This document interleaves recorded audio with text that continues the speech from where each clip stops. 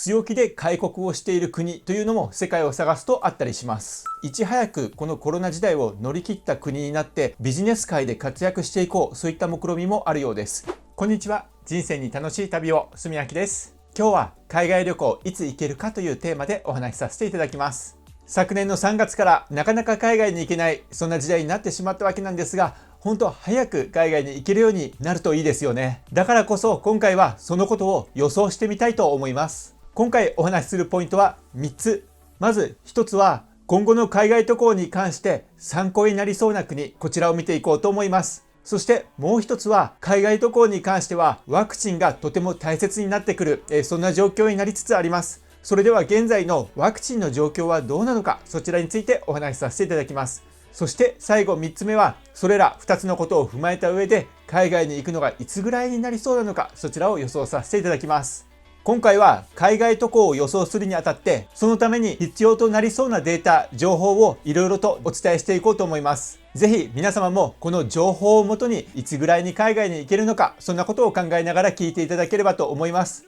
そして最後には私も予想を言うわけなんですが、皆様もこうじゃないのかというようなそういった予想があったら、ぜひそんな予想をコメントしていただければと思います。このチャンネルでは海外の情報や旅のこと、また最新情報、出入国情報、いろいろなことをお伝えしています。これからもお役に立つような情報をどんどん配信していきますので、ぜひチャンネル登録してみてください。それでは今後の海外渡航を考えるにあたり、今外国人受け入れに関して先進的なことをしている、そういった国のご紹介をさせていただきます。そういった国を見ることによって、今後の海外旅行はこんな形になるのかな、こんなスキームで海外に行くことができるのかな、そういったことが分かってくると思います。それではまずはじめ、海外渡航者を受け入れている先進的なことをしている国、1つ目はシンガポールになります。シンガポールは現在低リスク国からの入国を許可している状態なんですね。その低リスク国は6つあります。これらの6つの国はですね、観光客であったとしても、シンガポールに入った際は隔離措置がなく入国をすることができます。シンガポール到着後は空港で PCR 検査があります。そしてその PCR で陰性ということが証明されたら、もうシンガポール国内を自由に移動することができるんですね。それらの6つの国というのは、まずオーストラリア、ブルネイ、中国、ニュージーランド、台湾、ベトナム、この6つの国になります。これらの6つの国はシンガポールに来た際も隔離制限はありませんよということで認めている国になります。今後海外にだんだん行けるようになると、初期段階ではこういった国も増えてくるんじゃないかなと思います。まずは一気に開国をして門戸を開くわけではなく、低リスク国から入れるようにする、そういうような国も出てくるんじゃないかなと思います。一つの海外渡航に関しての今後のモデルではないかと思います。そしてもう一つ先進的なことをしているのがタイになります。タイは現在世界の50カ国以上から観光で入国される方に関してはビザ免除というような措置をしております。じゃあタイって簡単に入れるのって思うかもしれないんですが、ビザは免除されるんですが、必要になるものがある程度あります。例えばタイに入った時に2週間隔離をしなければならない。その2週間隔離するためにはそれ用のホテルも予約しておかなければならないし、お金も先に払っておかなければならない。それ以外にもコロナ保険の加入であったりとか、出発前に PCR 検査での陰性証明書を取得したり、健康証明書を取得したり、そういったことが必要になってきます。ですのでタイに観光で入る際にはビザ免除とはいえ、資金的な面で大きなハードルがある形になります。ただほとんどの国が観光でなかなか入れない中で、このような制限は設けながらも観光客を受け入れるというような、そういった政策を打ち出しているタイは先進的なところではあると思いますし、今後他国もこういった政策を真似するような、このタイと同じような形でいくつかの国に絞って観光客を受け入れますというような、そういったことをしてくるような国は今後少しずつ増えてくるんじゃないかと思います。あとは海外からの入国に関して寛容なところといえばヨーロッパというところにはなるんですが、ヨーロッパに関してはちょっと特殊で、例えば日本に対しても自国の方が日本より日々の新規感染者数が多いので、日本人が入ってきてもあまり変わらないというような、そういった開き直り開国みたいなそういったところがあるので、ここはまた別と考えたいと思います。そしてもう一つ面白いのがですね、アフリカなんですが、アフリカほとんどの人が注目していないというか取り上げてないと思うんですが、例えばアフリカのタンザニアを見てみたいと思います。こちらの情報はタンザニアにある日本大使館のホームページからなんですが、タンザニア政府新たな出入国条件、陰性証明書の不要というふうに書かれてるんですね。で、どういうことかというと、タンザニア政府は出発国の条件として陰性証明書が課せられているすべての旅行者は到着時にその陰性証明書を提示しなくてはならないということを発表したということなんですね。ちょっとややこしいんですが、例えば日本であれば日本を出国する際に政府が陰性証明書を持ってそれで海外に行きなさいという制度を持っているのであれば、それを持ってきて提示してくださいというような、そういった意味だと思うんですね。で、こちらに書かれているのが、日本政府は日本出国時に陰性証明書の提示を義務付けていないため、タンザニア入国時及びタンザニア出国時に陰性証明書の提示は不要となりますと書いてあるんですね。しかもタンザニアは隔離もないらしいんですよ。そんなので大丈夫なのってちょっと思っちゃうんですが、陰性証明書もいらない、隔離も必要ない、そういった形で受け入れているようなんですね。で、こちらホームページに書かれているんですが、タンザニア政府が公表した最新の感染者の累計は5月初旬の509名、死者21名となっており、その後は全く更新されていない状況ですということなんですね。要するに PCR 検査ほとんどしてないんじゃないかというような、そういった話になってくるんですが、タンザニア政府は新型コロナウイルスに対する勝利宣言を行いました。しかし最近深刻化する近隣諸国の感染拡大、例えばケニアが24,411人、エチオピアが2万900人、南アフリカが53万8184人、そういった近隣諸国があるので油断はできない状況が続いていますというふうに書かれてあります。多分なんですが、タンザニアある程度コロナの陽性者いるんじゃないかなと思うんですが、国としては強気で開国している、そういうような状況になるかと思います。こういうようなですね、強気で開国をしている国というのも世界を探すとあったりします。今、シンガポールやタイ、タンザニアを見てきたんですが、今後、海外渡航というものが少しずつ解禁されてくるとなると、この3つのパターンのどれかに近い形で少しずつ外国人を受け入れていきながら様子を見ていこうと、各国が観光に対する政策を表明していくんじゃないかと思います。それではですね、その海外渡航ということに関しても、今はワクチン頼みというところも実際あると思うんです。ワクチンがなければ長年解決しないんじゃないかというようなところで、現在世界各国でワクチンの接種が早急にされている状態であります。この様子を見ることにより、将来的にどれぐらい減っていくのかというような、そういった予想が立てやすくなると思いますので、現在のワクチンの状況を見ていきたいと思います。一つずつニュースを見ていきたいと思います。まず一つは1月の11日に発表されている中央日報の記事になるんですが、こちらはイスラエルになります。イスラエル、もう皆さんも知っている方も多いと思うんですが、結構ワクチンどんどん打っているような状態ですよね。こちら読みます。10日基準でイスラエルのワクチン接種率は 19.55% と世界で最も先を行っている。バーレーンの 4.95%、アメリカの 2.02%、イギリスの 1.94%、中国の 0.63%、フランスの 0.12% と比較して圧倒的な数値だ。これまでにイスラエルの人口930万人のうち180万人以上が接種をした。60歳以上の高齢者基準では半数以上がワクチンを接種したということです。結構イスラエルでは国民たちがワクチンをどんどん打っている、そういうような状況になっているようです。そしていち早くこのコロナ時代を乗り切った国になってビジネス界で活躍していこう、そういった目論みもあるようです。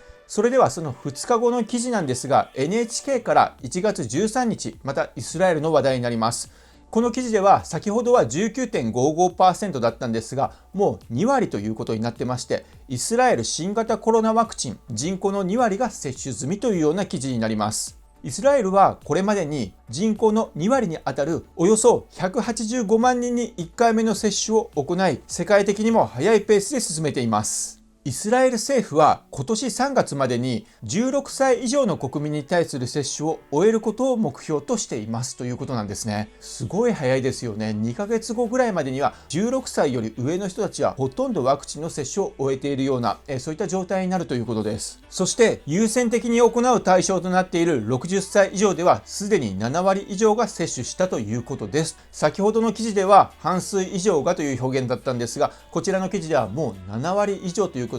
日々刻々とワクチンの接種率が上がっている、そういうような形になっています。ただ、このワクチンは現在1回目なので、2回目のワクチンを打たなければならないので、数週間後に2回目のワクチンの接種もだんだん始まっていくんじゃないかと思います。また、他のニュースで見かけたんですが、この1回目のワクチンだけでも、ワクチンを打った人のコロナに感染する確率が下がってきているというような、そういった報道もあったようです。それでは他の国を見ていきたいと思います。アメリカのワクチンの状況です。CNN1 月7日になります。アメリカワクチン配布の遅れ続く、接種は配布の3割にとどまるという記事になります。アメリカではこれまでに1730万回分のワクチンが配布されたが、接種は530万回と配布された量の 30.7% にとどまっている。政府は昨年末までに2000万回分のワクチンを接種することを目標に掲げていたものの追いつけていない。このため多くの州ではスピードアップに乗り出しているということです。それでは次、変異種が発見されて大変な状況であるイギリスになります。1月10日の記事です。イギリスでは現在1日あたり20万人がワクチンを接種している。このような早い接種は来月中旬までに約1300万人に接種するという政府目標を達成するためということです。それでは日本のワクチンの開始時期はいつ頃なのかということなんですが、まだ確定はしてないところはあると思うんですが、こちらの記事にはこのように載っていました。2021年の2月、ワクチンの接種開始。対象はコロナ対応の医療従事者約1万人。3月にはその他の医療従事者を対象300万人。また、高齢者3000万人から4000万人。4月には重症化リスクの高い人から優先的に接種。というような可能性も出てきているようです。多分なんですが、2月の下旬とか、それくらいからはワクチンの接種が次第に日本でも始まってくるんじゃないかなと私は思ってます。ただ、ワクチンを打ちたくないという方もある程度いると思うので、多分予定よりかは遅れていくんじゃないかというところはあると思いますが、春先、夏ぐらいまでには全国民に対してのワクチン接種率はある程度上がっているんじゃないかなと思います。これらを踏まえた上で、海外旅行はいつくらいから行けるのか、そちらを予想してみたいと思います。その判断をするためには、私は2つのポイントがあると思っています。まず1つ目は、従来のコロナウイルス、これは暖かくなると弱くなるというような、そういった特性があると思います。それは前年の日本の夏の状況であったりとか、そして冬場になると世界で一気にコロナが流行しだした、そういったところからも暖かくなると従来のコロナは弱体化する、そういった特性はあると思います。もちろん無力化はしないですが、ある程度弱くなるということは言えるんじゃないかと思います。これが1つ目のポイント。そしてもう1つのポイントが、ワクチンの接種が世界で急速に広がっているというところ。これに関しては、日本がワクチンを接種する、接種しない、その以下に関わらず、世界全体で見た場合、ワクチンの接種率が上がっている、そしてこれからも上がっていくだろうというようなことが予測されます。そうすると、全体的なコロナへの感染リスクというのは下がってくると思います。例えば具体的に言うと、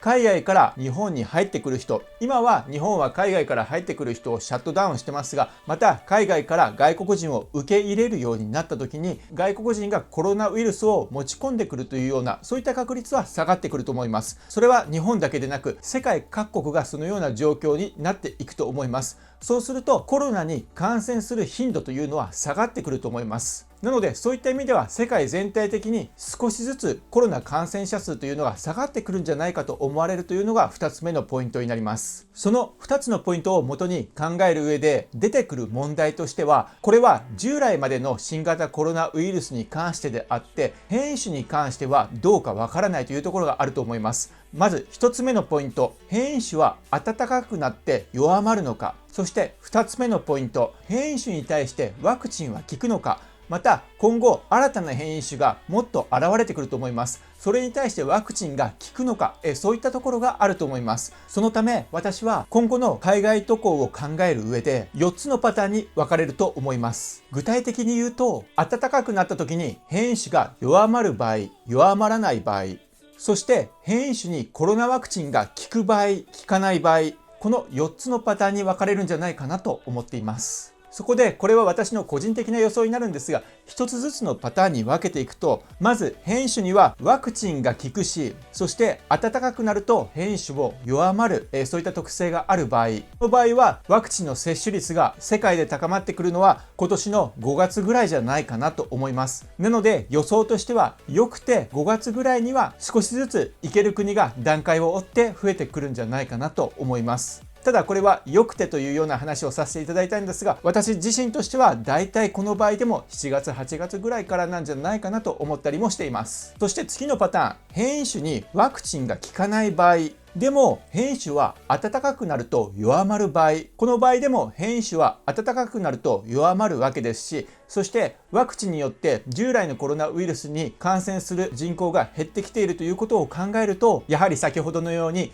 5月から8月ぐらいから徐々にいける国が出てくるんじゃないかなと思います。ただ変異種は暑さに弱くて弱まっているだけなので、また12月ぐらいから新型コロナウイルスがぶり返すんじゃないかなと思います。次に変異種にワクチンが効く場合でも暖かくなっても変異種は弱まらない場合、この場合はワクチンが効くので、やはり5月から8月ぐらいにはだんだんといける国が増えてくるんじゃないかと思います。冬になったとしてもワクチン接種率がさらに上がっていると思うので、ワクチンが効いている限りぶり返すことはないんじゃないかと思います。そして最後なんですが、変異種にはワクチンも効かないし、しかも暑さにも強い、そういった場合なんですが、この場合は予測不能というようなところになってしまうと思います。もう変異種の感染力がどれぐらいあるかというところにもよると思いますし、それに対応するワクチンを早めに開発しなければいけないというようなところにもなってくるんじゃないかと思います。いかがでしたでしょうか。今回いろいろな情報を見ていただきましたが、皆さんの予想はどうでしたでしょうか。